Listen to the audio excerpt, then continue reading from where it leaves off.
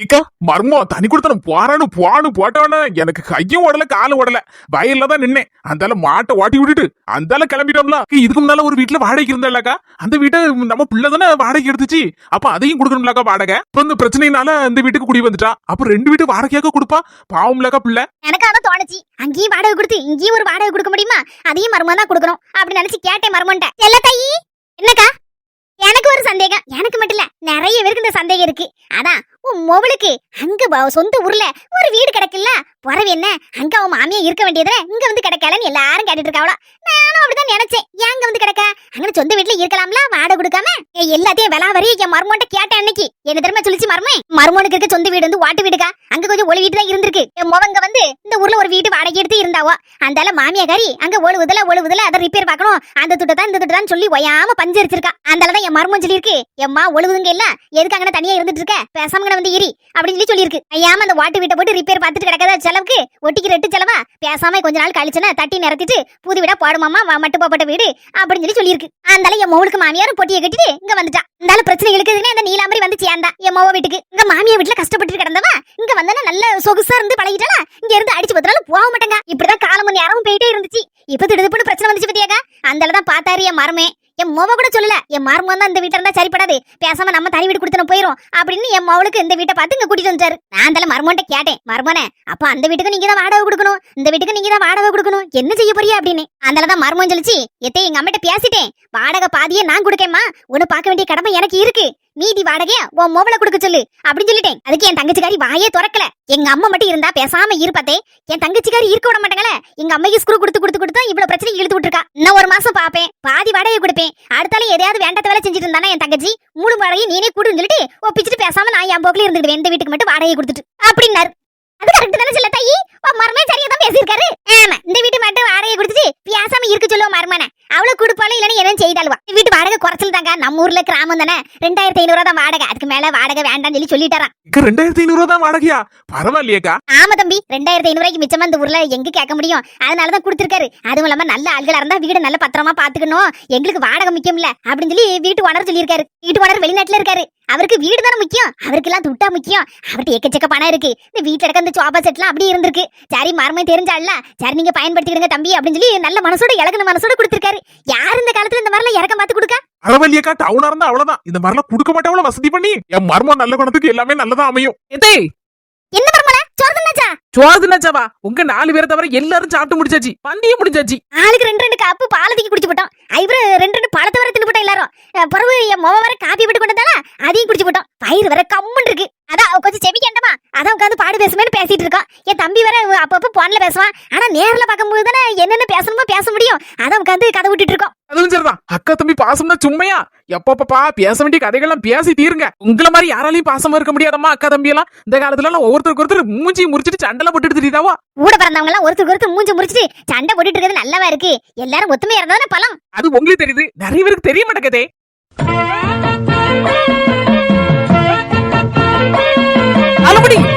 என்ன சின்ன பண்ணு? ஆமா, டிஃபன் கரியர் காணுமா? ஐயே, எல்லாரும் டிஃபன் கரியரை பார்த்துதான் ஒரு மாதிரி வாயை பிளந்துட்டு இருக்கேடா.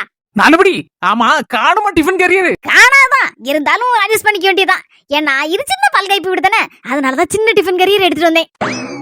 என்கிட்ட 2 அடியில இருந்து 20 அடி வரைக்கும் ஏகப்பட்ட விதத்துல டிஃபன் கரியர் வச்சிருக்கேன். சின்ன பால்காய்ப்பு வீடு, கல்யாண வீடு, இந்த மாதிரி விசேஷ வீடுகளா இருந்தா 2 அடி, பெரிய லெவல்ல இருந்தா 20 அடி, இடப்பட்ட லெவல்ல இருந்தா அதுதாப்புல எடுத்துக்கிடுவேன்.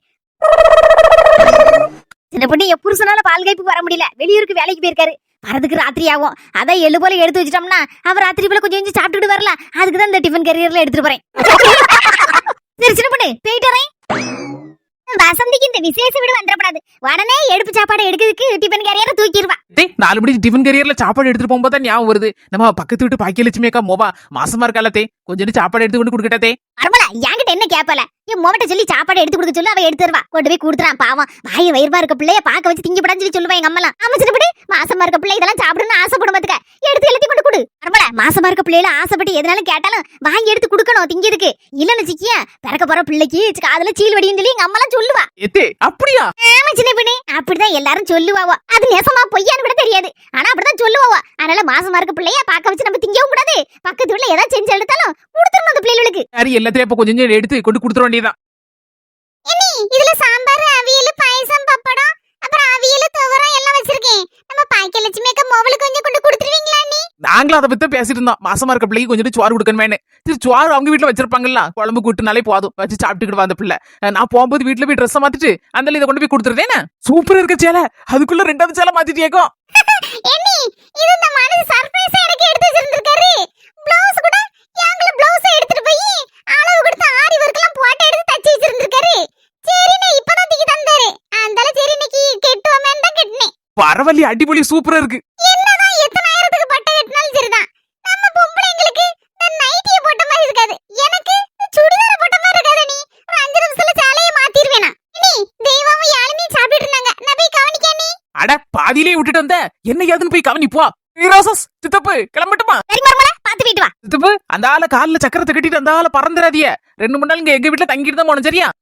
ஒரு நாள் தங்கிட்டு போவோமா, 2-3 நாள்லாம் தங்க முடியாது. வீட்டுல ஆடு கோழி எல்லாம் கிடக்கு பத்தியா. சரி, அப்போ ஒரு நாளா தங்கிட்டு போங்க. என்ன வீட்டுல ஸ்பெஷல் சாப்பாடுலாம் ரெடி பண்ணி வைக்க சாயந்தரம் போல. சரிம்மா, நீ சொன்ன கேட்காம இருப்படா, தங்கிட்டு தான் போவேன். ஏய், என்ன 2 அணில் குறிச்ச மாதிரி குறிச்சிட்டு இருக்கிய? அள்ளி நைய நல்லா நறுங்க சாப்பிடுங்க. கல்ல தின்னால கரையக்கூடிய வயசு, சாப்பிடுங்க நல்ல. என்ன சாப்பிட்டுட்டு தானே இருக்கோம், சாப்பிட்டுட்டு இருக்கேன்னு சொல்லுதிய. ஆனா சோறு காலியாக மாட்டேங்க. தேவா, இப்ப என்னையே எடுத்துக்கோ. நான்லாம் கல்யாண வீட்டுக்கு போனோம்னா முதல் ரவுண்டு சோறை வச்சு பருப்பு குழம்பு ஊத்துவாங்க. 2வது சாம்பார் வரதுக்குள்ள அதை சோழிய முடிச்சிருவேன். அடுத்தாப்புல சாம்பாருக்கு 1 ரவுண்டு சோறு, வத்த குழம்புக்கு 1 ரவுண்டு சோறு, ரசத்துக்கு 1 ரவுண்டு சோறு, மோருக்கு 1 ரவுண்டு சோறு. இப்படியே எல்லா ரவுண்டுக்கும் ஒவ்வொரு வாட்டி சோறை வாங்காம விட மாட்டேன். விசேஷ வீட்டுகள்ல தானப்பா நல்ல சாப்பாட கண்ணுல பார்க்க முடியுது.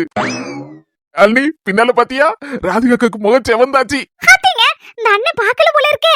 அவர் பாக்கல பேசிட்டே இருக்காரு.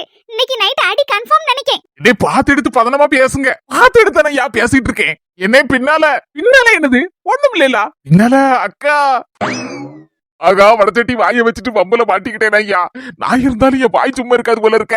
சவத்தை விட்டு என்னத்த சொல்ல, புது வீட்டுல புது அடி வாங்குறதுக்கு ரெடி ஆயிரணும் போல இருக்க. செல்லக்குட்டி, உன் கையால வைக்க குழம்புக்கு முன்னால இந்த குழம்புலாம் என்னத்த சுச்சிமே மேட்ரு.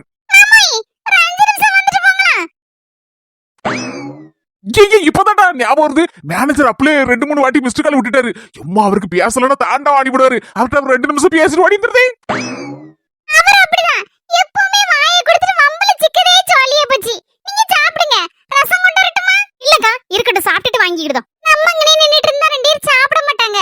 நம்ம அங்கன தூர தள்ளி போய் நிப்போம். அங்கனதான் நிப்பி ஏதா தேவன கேளுங்க. சரிக்கா. அள்ளி அவளத்தையும் அள்ளி சாப்பிடு. சும்மா எல்லாத்தையும் ஒதுக்கி வச்சுட்டு வந்துடாத. எல்லாரும் என்ன தெரியுமா சொல்லுவாங்க, ஒழுங்கா இவன் சாப்பாடு கூட போட மாட்டான் போல இருக்கு, இந்த பிள்ளை நல்ல மெலிஞ்சு போயிட்டு கல்யாணத்துக்கு பிறகு அப்படின்னு பாக்கலாம். என்னதான் குத்தம் சொல்லும்.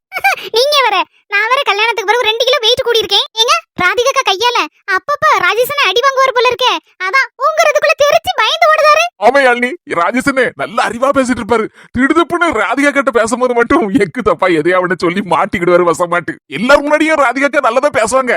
அதுல மாமாவை கொஞ்சம் ஒரு 5 நிமிஷம் வந்திருப்பாங்களே அப்படின்னு சொல்லுவாங்க. அப்பவே அடி கன்ஃபார்ம்னு தெரியும். இல்ல ராஜேஷன் சொல்லுவாரு, ஏனே அதுக்கப்புறம் என்னாச்சுன்னு கேட்டா போதும், ஐயா ஆளுலாம் போன பிறகுதானே ஐயா ஆரம்பிப்பா அப்படிம்பாரு.